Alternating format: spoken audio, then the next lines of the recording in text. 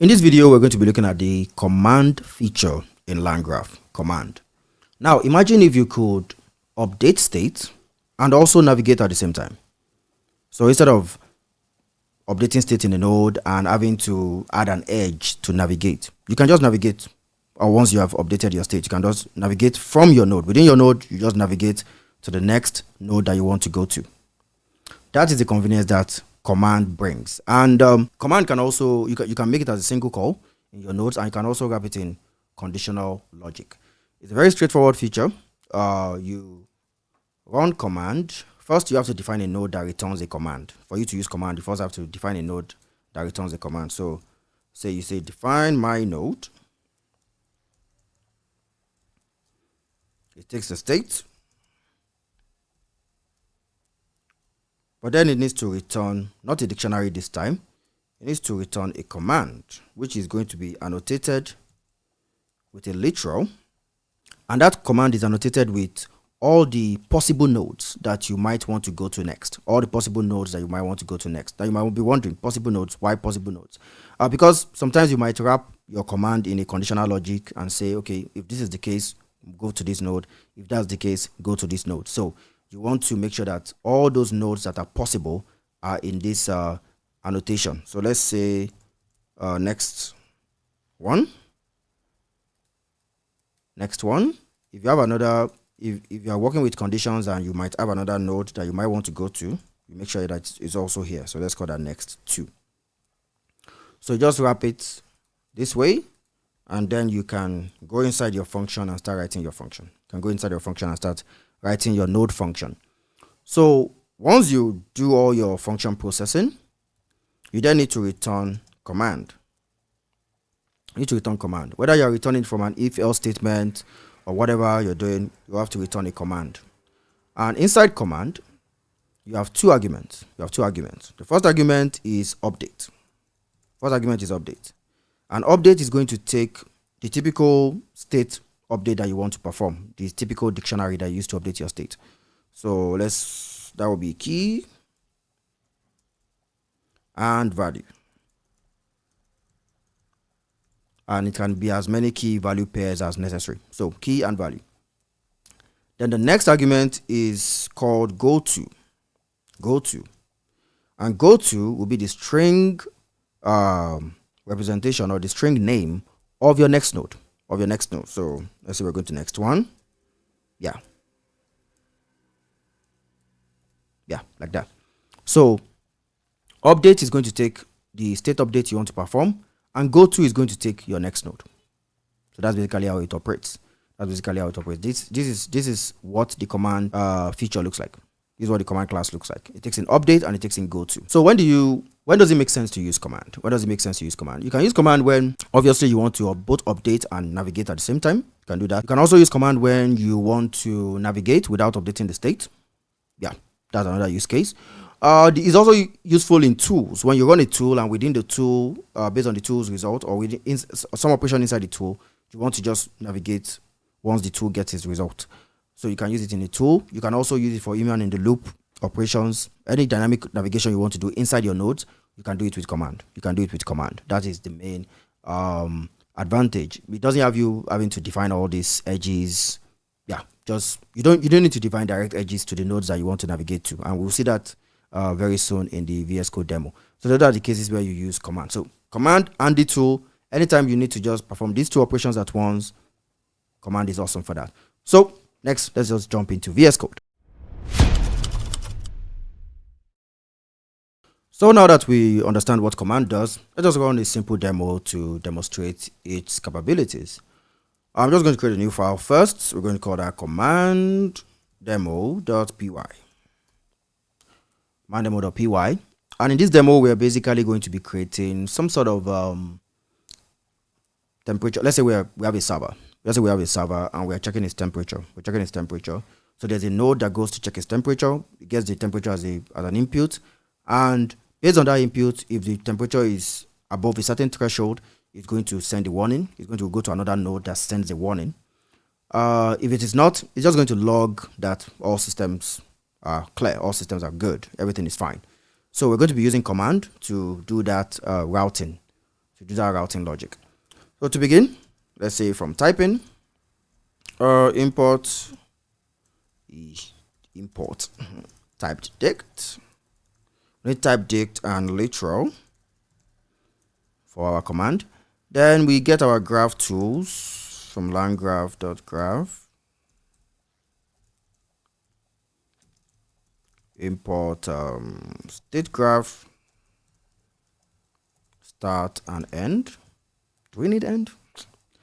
Yeah, I don't think we need end, but let's just put it there. Then for command itself, we can get it from LangGraph.types. So from that we import command. So that's all we need. Next, let us define our state. So we're going to say graph state takes in typed dict. Now, like I said, we want to check the temperature and then we want to send an alert. We also want to send a status message. So yeah, let's do that. First, we have temperature. Temperature is going to be an integer. Then we have status message, which is going to be a string. Then we also want to have a flag we can use to communicate that a warning was sent. So that will be a bool. No. Then in a final node, we want to know which action we performed. So final action performed. This is just for reporting. Final action performed, string, and that. So that's good. Next, we're going to write the node that would check the temperature and return command objects based on the temperature. So we're going to wrap a command in a condition. So I say define check temp node. It takes the state, which is graph state, and then, like I said, it has to return command, and we annotate it with our nodes. So literal, and this is going to go to two nodes. There will be a one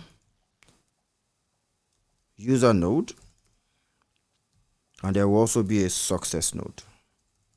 So if everything is clear, it's going to if everything is clear, it's going to go to the success node.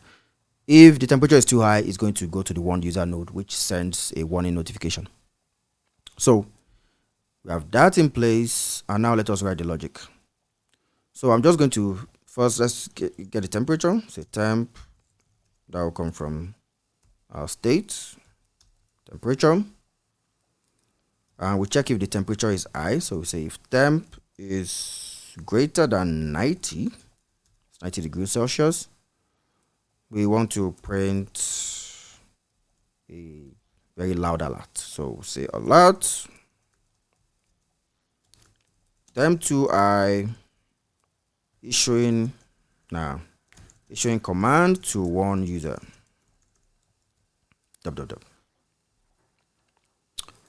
Place. So it prints that, but the main action we want it to perform is that we want it to return command object, and our updates is just simply going to be setting the status message first. So status message. Our status message will be routing to one, or let's say warning handler, routing to warning handler, and we set warning sent, warning sent to true. Warning sent to true. Okay. Probably this should be sent to be done by the handler itself, but let's just continue for now. Then we set go to, and want it to go to one user. Yeah, I want to go to one user because the temperature is too high. So I want to go to one user. So that's if the temperature is too high. If the temperature is less than 90, we're good. So else, We're going to print another statement here, and this will just be okay. Oh no, this will be okay. Okay. Say temp, just clear this. Temp is okay. Issuing command to route or to success. To success. Issuing command to success. So temp is okay. Issuing command to success, and we can then return our command object, and this time our status message routing to success handler. Success has 2 C's, not 3. And then after that, we do goto, yeah, and that will be success. So goto is success. So this is our dynamic node that is going to route based on the condition of our temperature. So we have that in place, and like I said, I think I want this warning sent to be set by the handler itself. Yeah, it's the one that will send the warning and actually. So I'm just going to let's close this. So first, let us create our next node, which is going to be one user. Take state, which is graph state. And then inside here, we can just simply print, let's say, executing one user,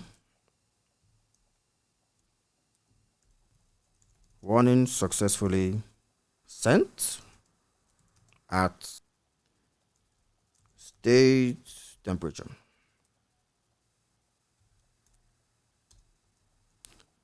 Then we return to state, and I said I want this here, so I want warning sent to be true, and let's say final action performed. Final action performed is going to be that a warning notification was sent.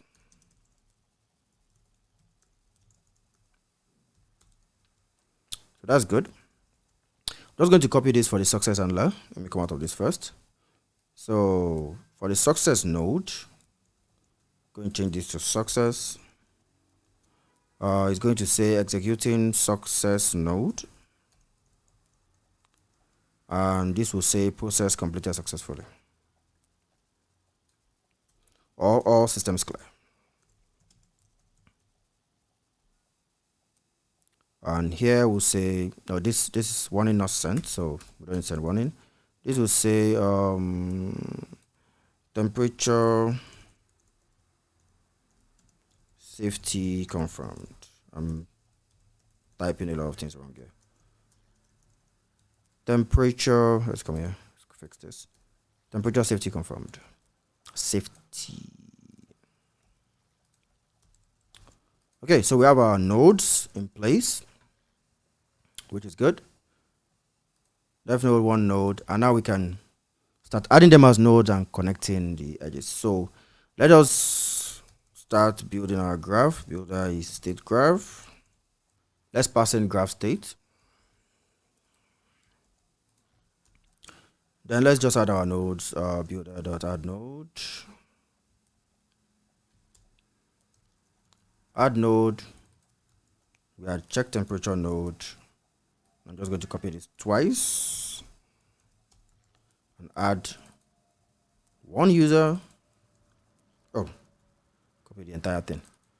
I'll add one user, and I'll also add success. That's good. Now, to start things off, let us add an edge. We'll say builder.add edge. No, add edge. I'm simply going to go from start to the check temperature node. So go from there, and that's all. That's all. We don't need to add others as edges. We don't need to add other edges. With command, it would dynamically find them and it would process them. So this is the only edge you need to add, the edge that starts it, and you don't even need to terminate those other nodes. So we just go from here and we can jump to testing the graph. Now to test our graph, we're going to be testing with a high temperature, and we're also going to be testing with a low temperature. So let's do initial states. Initial states, let's just set our temperature. Let's test it with a high temperature first. Let's go with 100. And then we can then say final state. Oh, we haven't compiled our graph. Oh yeah, we need to compile our graph. So say graph equals builder.compile. Misstep. So now we can say graph dot invoke, passing our initial state, and then print final state and print that out. Print out our final state. Good. So we have everything in place. Now we can run it. We're going to say Python. Make sure you have saved the file if you are following along. Python command demo. Let us hope that our demo works fine. Hit enter, and boom. So this was for a high temperature, and see we get the alert. It says temp to high, issuing command to one user. Then executes one user and tells us that warning successfully sent at the temperature of 100%, or 100 degrees Celsius rather. Then it gives us the final state. Temperature is 100 as we said. Status message was routing to warning handler. The warning was sent, so it's set to true, and final action performed is that the warning notification was sent. So that checks out. Let's clear this and let's test it with a lower temperature. Let's come down here. So we change this to 40. Pull up the command line once again, and we run the command. And this time we get okay. The temperature is okay, so it went to the success and executing success user. Success user, interesting. That should have been success user. Success node.